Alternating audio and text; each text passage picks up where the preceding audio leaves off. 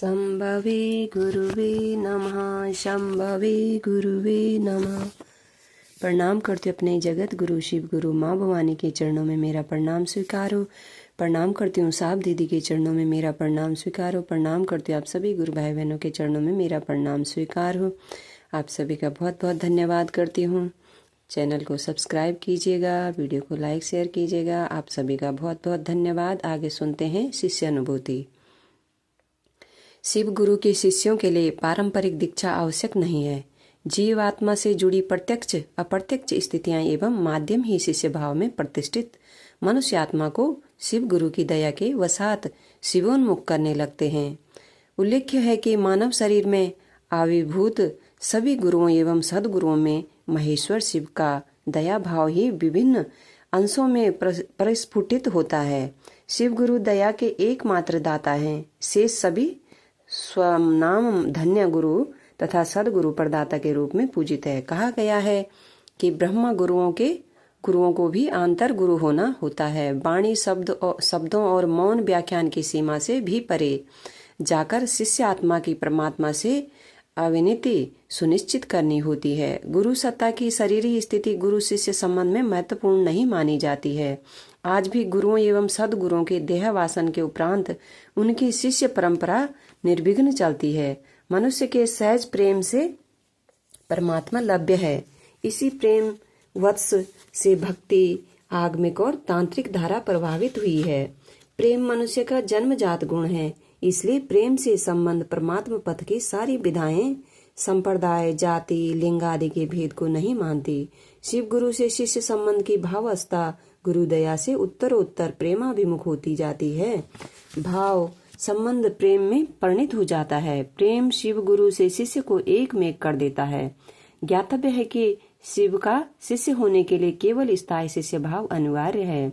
व्यक्ति के सभी नाते रिश्ते भाव जनित है। गुरु शिष्य का संबंध भी भाव भूमि पर आधारित होता है। आज के व्यक्ति में प्रबल जागतिक आकर्षण के कारण अलौकिक उन्मेष काल विशेष में उत्पन्न तो होता है, किंतु अंतः चेतना को प्रभावित नहीं कर पाता है। शिव गुरु के प्रति शिष्य भाव प्रगाढ़ होकर व्यक्ति का स्वभाव हो जाए, ऐसी स्थिति सामान्य नहीं है। शिव को अपना गुरु मानकर उनका शिष्य होने के कर्म में प्राप्त अनुभूतियों के आधार पर 3 सूत्र समाहर्त किए जाते हैं। ये तीनों सूत्र शिव शिष्य होने में सहायक हैं और परिणामदायी भी। ये तीनों सूत्र निम्नांकित हैं। प्रथम सूत्र, शिव के शिष्य होने के जिज्ञासुओं एवं शिव शिष्यों में स्वस्फूर्त शिष्य भाव के जागरण हेतु आवश्यक है कि शिव गुरु सत्ता को, हे शिव आप मेरे गुरु हैं, मैं आपका शिष्य हूँ, मुझ शिष्य पर दया कर दीजिए, यह मुख संवाद प्रतिदिन संप्रेषित किया जाए।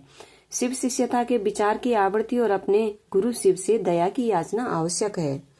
प्रथमतः व्यक्ति यह सूचना प्राप्त करता है कि शिव गुरु हैं। इस विचार के विभिन्न आयामों से अवगत होने के उपरांत वह शिव को गुरु मानने की मना स्थिति में आता है।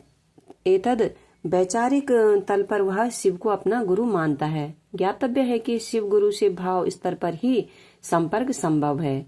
अतएव शिव को गुरु मानने के पश्चात इस विचार की आवृत्ति आवश्यक है कि शिव मेरे गुरु हैं और मैं उनका शिष्य हूँ। शिव के शिष्य होने के विचार का व्यक्ति के मन में घनीभूत होना शिव गुरु के प्रति शिष्य भाव जागृत करता है।